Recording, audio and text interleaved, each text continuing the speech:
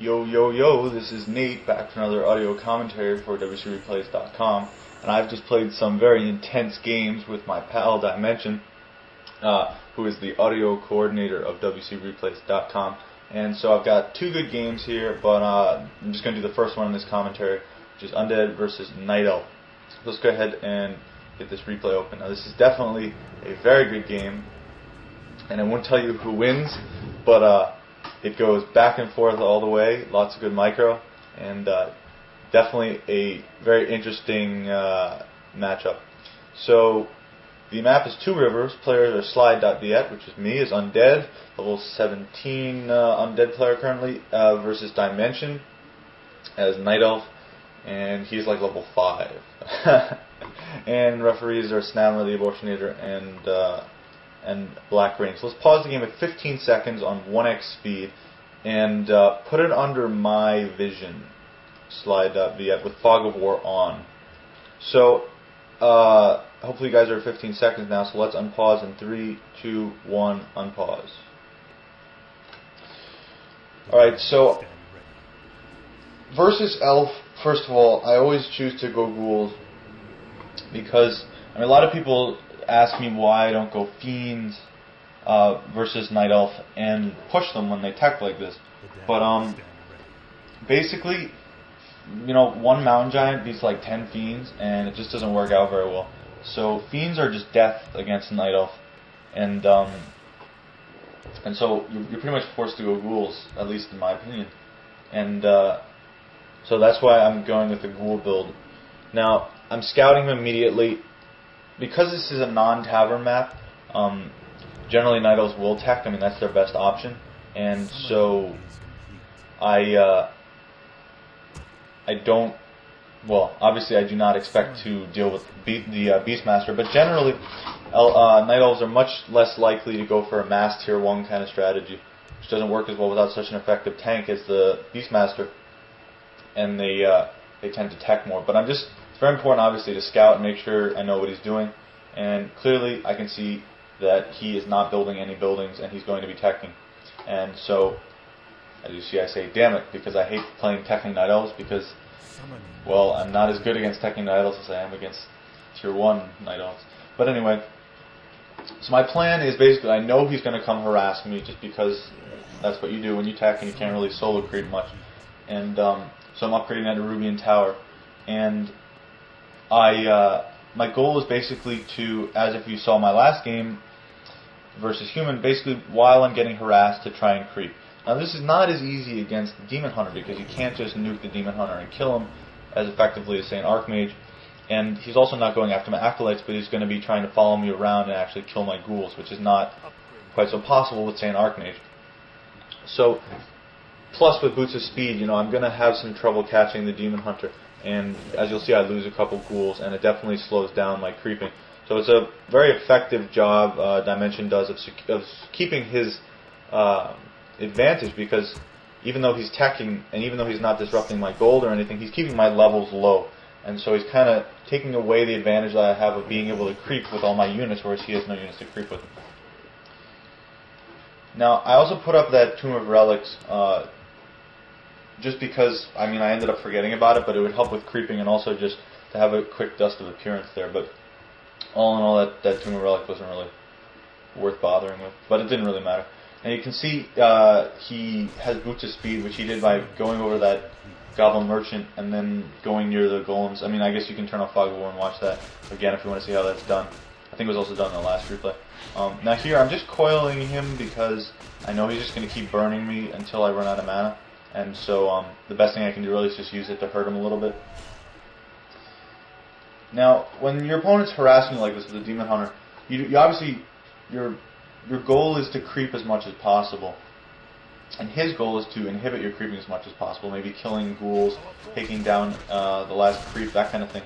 So what's important, though, is that you don't go and sit in your base and just wait for them to come, because then they're really getting what they want, which is you're not doing anything. So it's very important to continue to creep. And it's also important to pay attention like this and not to let a Ghoul get really low like what I just did here. I mean, if I'd been paying attention and I know he's trying to take out Ghouls, I would have dance that Ghoul and not let him get below, say, half his life. And so, again, it's important to be a little more cautious when you're creeping. So now I'm just putting up a graveyard here. My goal basically is I'm going to continue to scout him as I would with versus a human, but I'm going right to tier 3. And if you watched my last game versus Night Elves, I'm going to do a similar thing here. Basically, when the Night Elf techs, I find the best counter to Dryads, Mountain Giants kind of thing to be Abominations, Meat Wagons. So that's what I'm going for, and that's why I'm going straight to tier 3. Also, I want to get a Lich second. I'm just going to try and nuke his hero as much as possible to kind of keep him out of it. Now at this point, you see there's not really much I can creep, and I'm kind of getting, impatient or whatever. Also, he's probably just hitting tier 2, I'm guessing. Let's see if we turn off Fog of War. He just hit tier 2, and so I was trying to catch his lures as they were going up. However, he's very smart here. He spread out his wisps beforehand, and this is absolutely a great move to do as a Night Elf player, to spread out your wisps like that. And you do not build your lures in front of your base. Build them away from your base with it. The undead player is not going to be able to find them, and so that way you get them up, because if the undead player can kill those lures, that's a big, big advantage for them. So that's a very good move on his part. So at this point I know I can't really do anything, but now that I'm in tier 2 I can start creeping those bigger creeps, and with a Lich I can hold off his Demon Hunter. So I'm not really expecting any more harassment, and clearly now he's just solo creeping. So I've survived the first portion of the game. I've only lost, I've lost like 2 ghouls, but I haven't even hit level 2, so he's really accomplished what he was going for. We're on pretty equal ground with the heroes, and he hasn't actually out-teched me, but I'm not really able to counter his units yet. So in effect, he has out-teched me. So I'm going to have to deal with that.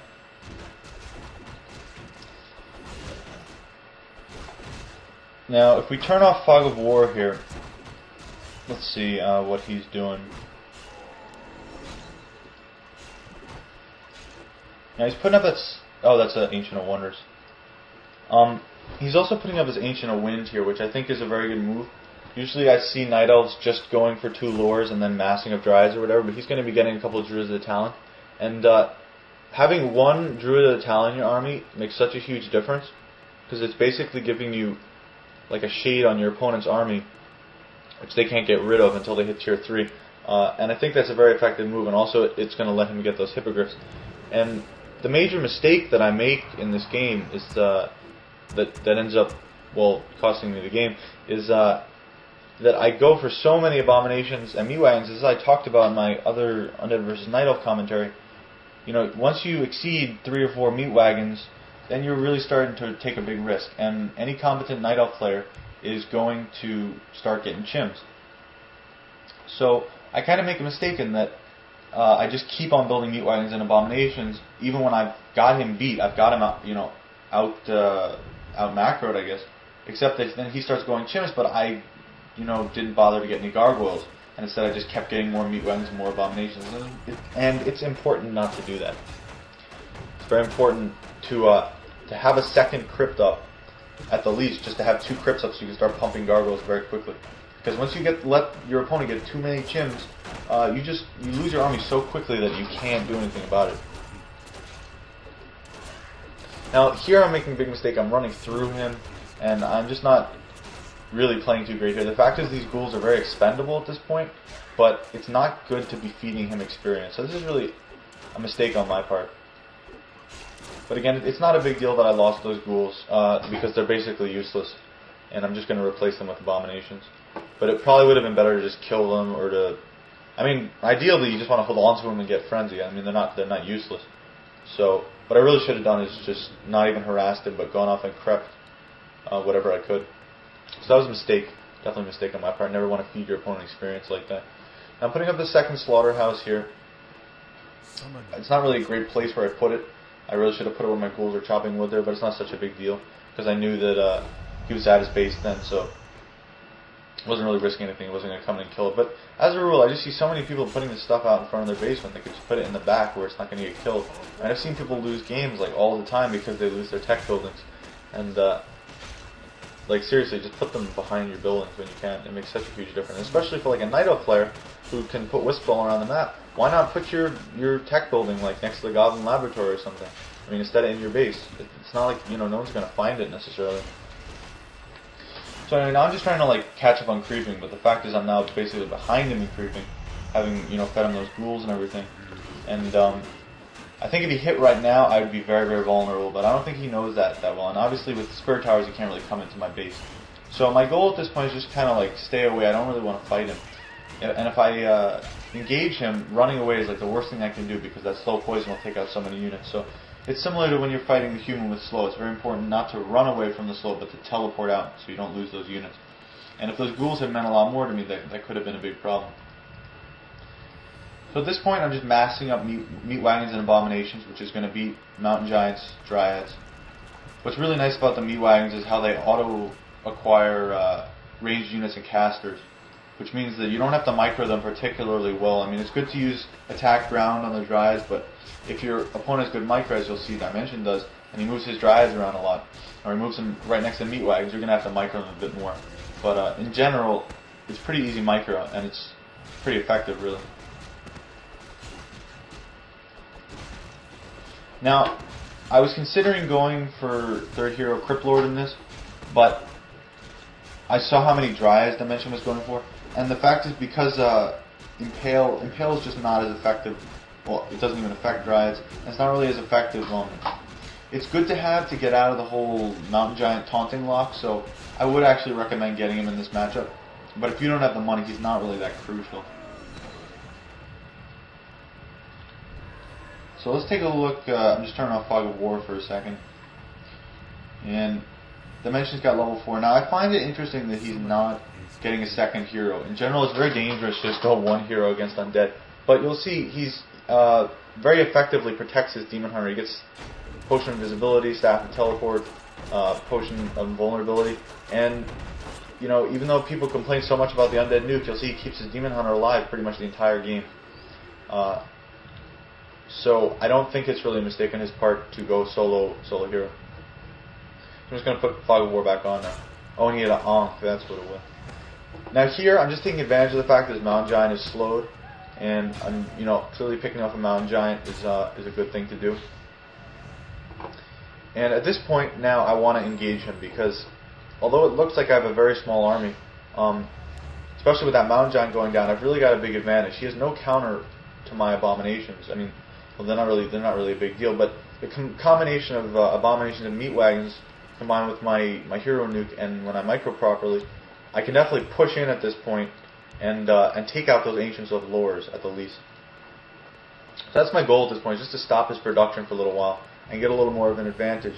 And I'm going to aim at those Ancient of Lores. I can just A-click with my abominations and such, and just have the meat wagons focus on the Ancients, because they just do so much damage.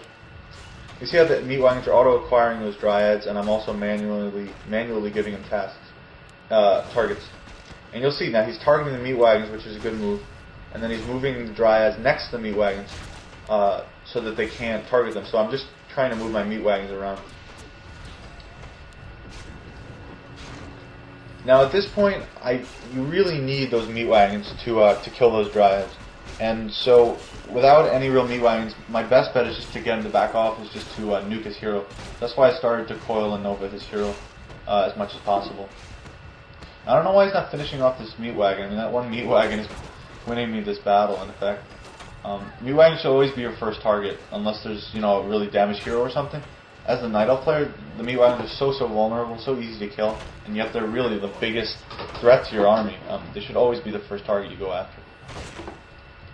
Now, my hotkeying is relatively simple with this strategy. Basically, I just put all my abominations, statues, heroes, ghouls, whatever, all in just group 1, and A-click with that. And I micro my hero spells, keep my abominations alive, dance them a bit, maybe move my statues around so they're in the ideal healing radius. And the majority of my micro actually goes into meat wagons. And it's very important to put the meat wagons in good positions and have them focusing good targets, because they're the real damage output in your army. And I just put those all in group 2. So that's just how I'm microing and how I'm hotkeying. It's relatively simple.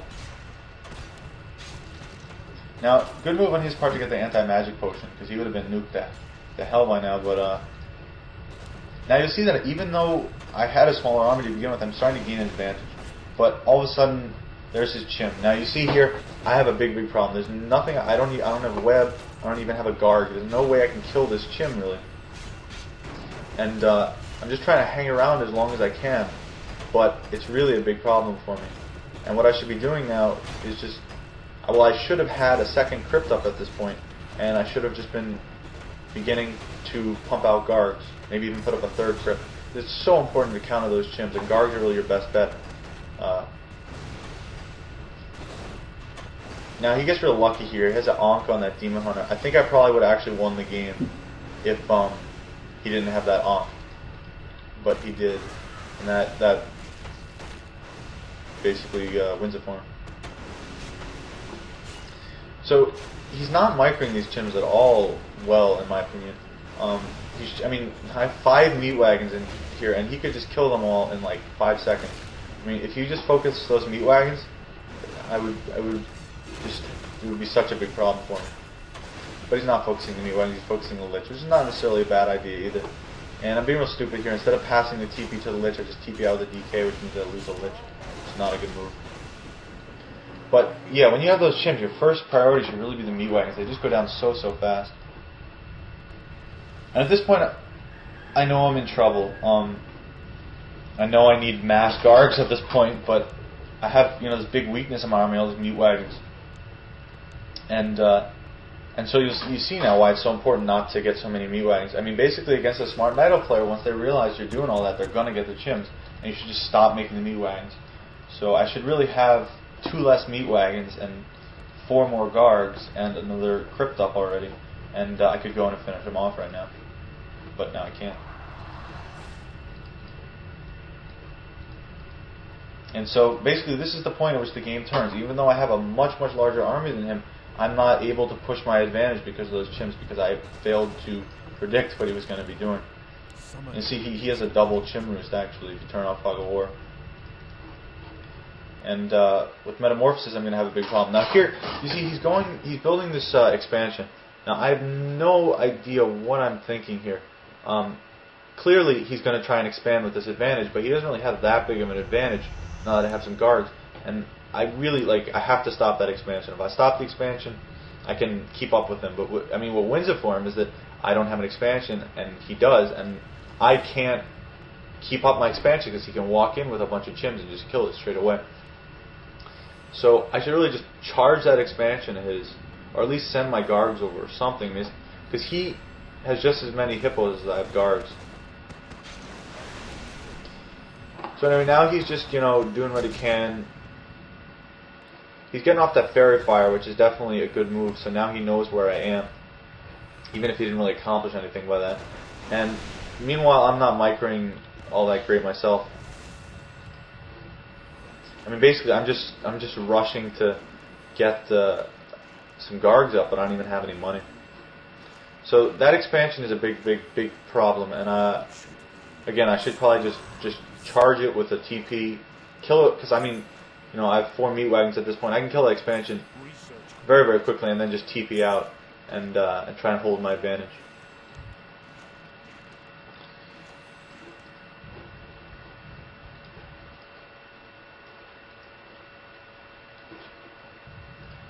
So at this point, he's just massing up those hippos and chims, which is clearly a good combination. I don't think he really needs any more chims, though. I think the hippos would be a good idea. You'll see later on, I actually beat out the hippos, but he ends up just killing my heroes with the chim. So it's not really a bad idea. But if I had an expansion, it would not be a good idea to be producing so many chims. If you go overboard with the chims and I come in with 12 guards and not my heroes, all of a sudden, the chims are absolutely worthless. So it's important to make a more balanced army, which he's doing very effectively. But if I were him, I don't think I'd make any more chims. Clearly, I'm not building any more ground units, and he really doesn't need any more. So at this point, I'm not really sure why I'm going for him, except that I'm pretty sure he's expanded. Now I see his expansion. I've got Fog of War on right now, by the way. I see his expansion now, but I don't know. I'm really in a lot of trouble. I'm Novaing the hippos. Nova is a very effective thing against them because they group together. And I'm doing okay. My guards are beating the hippos, but I'm losing everything, and I just gave him level 6. And that's a real problem. So now he uses meta, and I definitely think I could have won this. No, I would have won this battle simply because he had no more anti-air, but meta is just wrecking my guards, and so that forces me to retreat. And I don't know why I don't coil my lich right here. Oh, I don't know. Yeah. So that's pretty much a good game at this point. There's no way for me to get up an expansion at this point. There's no way for me to get enough money to counteract his chims. So, I mean, if he plays it right and just scouts me, if you turn off Fog of War, sorry to keep toggling back and forth, but all he has to do is just put a wisp on each expansion and I can't win. So at this point the game's pretty much over. I don't want it to be over though, so I'm gonna like try and do my thing and get lucky and kill his hero or something. But there's really nothing I can do at this point. Just massing up my guards. I'm gonna sell everything I have on summon building. But so I want to speed this up to 2x speed in a bit. So I'll just count down and then just hit the 2x speed. So 3, 2, 1, 2x. Alright, so we're now watching in 2x with Fog of War off. Don't want to deny you guys my loss. So anyway, you see I still have these meat wagons. I'm kind of surprised they're still alive, but the fact is they're completely useless against his army because they're so good against the piercing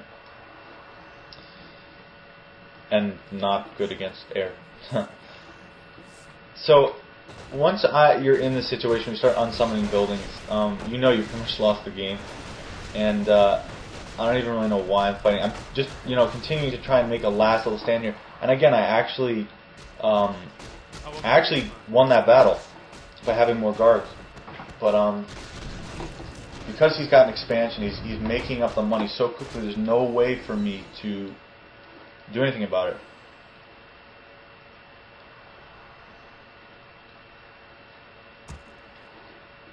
And clearly I can't go to his expansion. So anyway, there's nothing really more to see here. He just killed all my guards. I can't afford a war of attrition since I have no expansion, and that's that. So, just trying to think some other helpful tips I could give you guys about this matchup, perhaps. Now you see, he upgraded his stuff to 2-0 now, which is definitely also a good move. Whereas he was versing my 0-0 guards. So I obviously can't combat him at this point. But I still think if I were him, and he's sending out a wisp now, but I would think he'd put a wisp at every expansion. I mean, the only way that he could possibly lose is like if I got up a bunch of expansions or something. I don't know. So anyway, now, I mean, I don't even know why he's holding back. He should just come in and target my citadel with the chims and just finish me off like that, but whatever. So anyway, this game is pretty much over, guys. Hope you enjoyed it, and feel free to leave me feedback, what you want to see next. My next commentary, which will be done before this goes up anyway, is going to be another Undead versus Human. It's pretty short, and it's also First Dimensions, but it's definitely an interesting game. He goes Mountain King Paladin, and I'll show you guys how that all works out. So again, go ahead and leave me suggestions, comments, whatever, what you want to see next. I'm definitely looking into some team games. I'm going to be playing some more games with Dimension probably. And let me know what you want to see. And now I'm just messing around. I always like to unsummon my buildings to kill myself. Dimension has no mercy. So that's game over. Just taking a look at the scores here. Nothing much to see. And he actually did have quite a bit more experience gain overall than me, just from massacring my ground units. So anyway, that's a good game, guys. I definitely thought it was an interesting matchup, and even though I lost horribly, I thought it was a good game to show you guys for both sides on how to beat out each other's counters and so forth. So I will see you guys soon. Hope you enjoyed.